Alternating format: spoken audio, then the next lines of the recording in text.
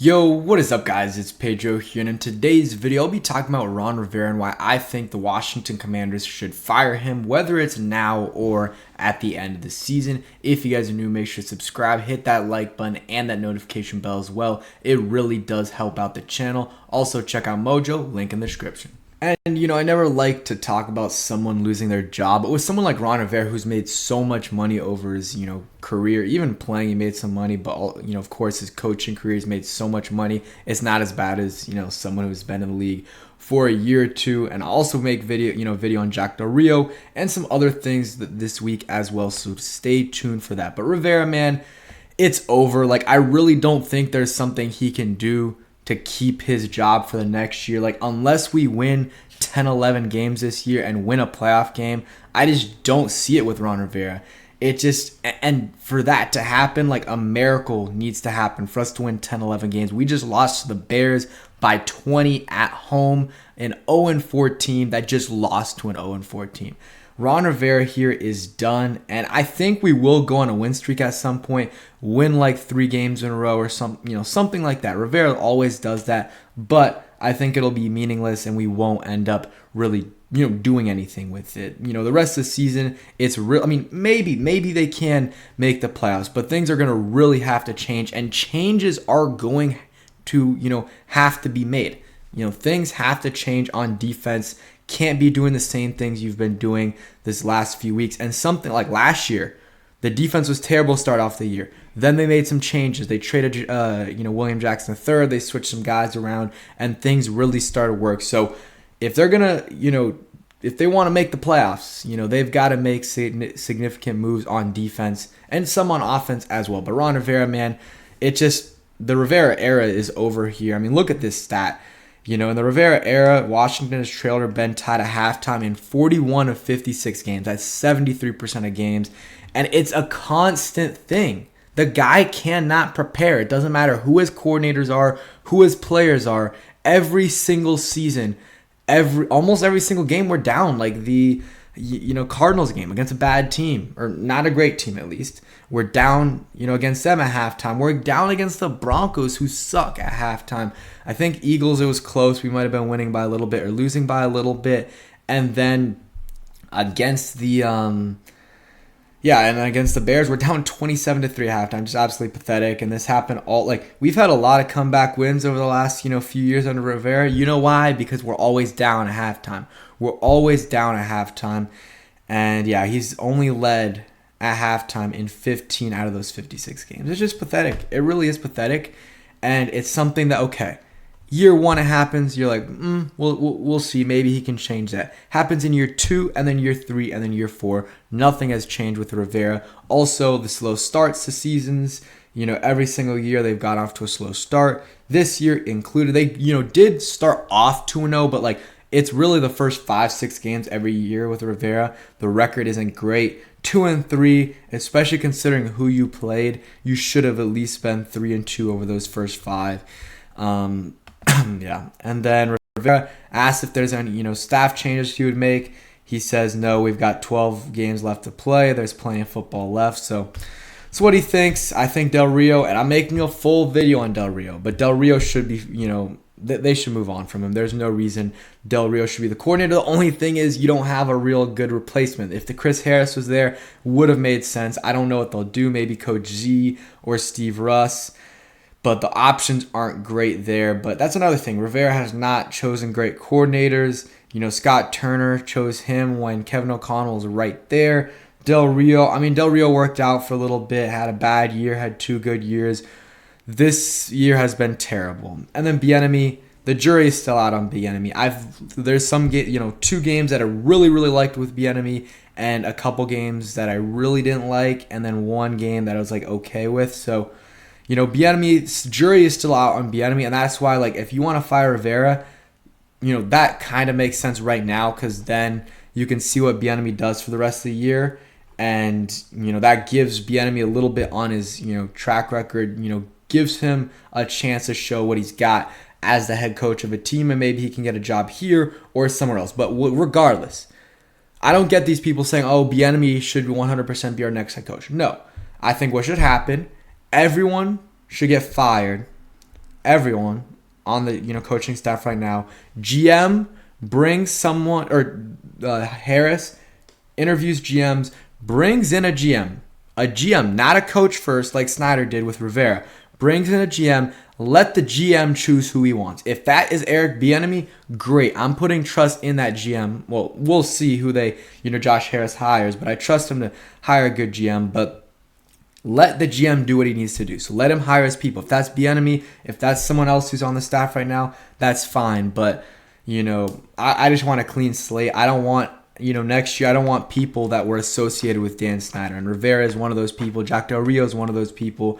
Bieniemy, not really. So again, that's Harris's decision, or the GM's decision. But Rivera has been mediocre. He has not improved at all. I mean, look at his record. Here in Washington, 7-9 in 2020. That was a good record considering what we were the year before. Then 7-2 in 2021. You regress. Then last year, 8-1, and this year it looks like you're headed to a very similar fate. This team will not, unless something happens injury-wise, or they really start, selling players, trading players, and trying to tank. They're gonna win 6 to 8 games. They really will. Maybe 9 if things get really crazy. But that's just how it rolls here in Washington, especially with Rivera. And you look at his track record here. Look at that. 6-10, 2016, 11-5 in 2017, 7-9, 5-7. Like, come on, it's just mediocrity. It's just mediocrity. It really is. And he just hasn't been a good head coach in a long time. He had a few good years there in Carolina with Cam Newton, but I mean, I think now that we see it, like, that's more of a product of Cam Newton in that defense than it was him. I mean, he definitely played a little bit of a part in it. But in Washington so far, he's had 4 years. You look at the core of this team, the supposedly best players on this team were all drafted or brought in by the previous regime and not by Ron Rivera. The draft picks under Ron Rivera have not been good. Chase Young in 2020, it's been really up and down with him. His rookie year was great. The next 2 years, not so great. This year so far, I think it's been pretty good. But that was kind of an obvious, like, everyone thought they were going to make that pick. I'm not going to knock him or credit him for that pick because that was the obvious pick. But there were some quarterbacks there that he could have gone. Next year, Jamin Davis, he's okay to solid right now. But first round pick, I don't think he's lived up to that hype when, Christian Darrisaw was right there on the board for you. And then next year, you draft Jahan Dotson, has a solid rookie year. This year, he's on pace for 450 yards. You're not using him correctly, I believe. And that's one of the things Bieniemy needs to work on. Like, they're targeting these receivers like 6-7 yards downfield, and not giving them yards after catch opportunities. But Dotson, the production at least has been disappointing, but I think the talent is there. And then Manuel Forbes, so far it's been a disaster, absolute disaster. It's only 5 games. I've got to say that because I know the Forbes defenders will be in the comment section saying, I hate him. I do not hate him. I'm rooting for him. I love this team. I'm rooting for this team. But, I call it how it is, and that's why when we drafted Forbes, I was not happy about it. But we'll continue this. But real quick, a word from our sponsor. And a huge shout out to Mojo Fantasy for sponsoring today's video. Their new cool and exciting app. They've got thousands of different MLB and NFL props that you can bet on, and you're playing against other people, so NFL fans or even fellow Commanders fans, instead of playing against a house, which is something I really appreciate. And these other apps and sports books aren't offering that. And, you also can trade in and out of your prop whenever you want during the game, which, again, these other sports books don't offer that. So if your play isn't going well, but you want to make some money back, but you think, there's no way it hits, you can still do that. You might not make your full, buy-in back, but you can make some of it back, which is a lot better than nothing. You guys can use my code capital P and then lowercase EDRO Pedro for a first-time deposit match of up to $100. Check it out. Link in the description. Also gave away Jahan Dotson jersey. Gonna be giving away a Sam Howell jersey and some tickets to a game. Again, shout out Mojo for sponsoring today's video. All right, and back into it. Yeah, just Rivera's drafting hasn't been great. I mean, this draft class, you can just look at it and it's still so early, but you had one guy that was active yesterday and he played 38% of the snaps and he was bad in those 38% of your snaps. Quan Martin has not played a single defensive snap. Ricky Stromberg, I actually like him, so I'm not going to say much about him because I think we haven't seen it. He's played like 4 snaps this year, but we haven't seen him play, so I'm not going to judge him yet. But I think he can be good, and I would not mind them putting him in for Nick Gates or, Sadiq Charles. But I feel good about Ricky Stromberg. Braden Daniels, what was not good this offseason. He got injured, so that kind of saved them from having to make a tough decision there. KJ Henry is a developmental guy, but he hasn't played. Andre Jones hasn't played, besides special teams. And then, but, again, a 7th round pick, you're not expecting much. And then Chris Rodriguez played a little bit, but the last 2 games he's been out with an illness. But the drafting hasn't been great. Like, let's keep it real. He made a couple good picks like Cam Curl, but that was his first year, and I bet you Kyle Smith had something to do with that pick. And then there's definitely been some questionable decisions, but just all of it with Rivera, like him talking to the media, it's just annoying, the inconsistency of his comments and stuff. And sometimes he just says too much. And then, the clock management isn't great. I feel like this year is a little bit better than usual, but that's usually bad. Some of his challenges, waste, that loses you a timeout. Last year, the last few years, really, that's been a big topic of discussion. With Rivera, it just happens a lot. His time management isn't great. And then just his decisions in the offseason, whether it's to draft or it's signing players, like the last 3-4 years, he has not addressed the linebacker or offensive line position. With the very few things he's done to address it, it hasn't worked out. Like Jamin Davis in the first round, he's okay right now, but as a first round guy, like he hasn't really lived up to that hype.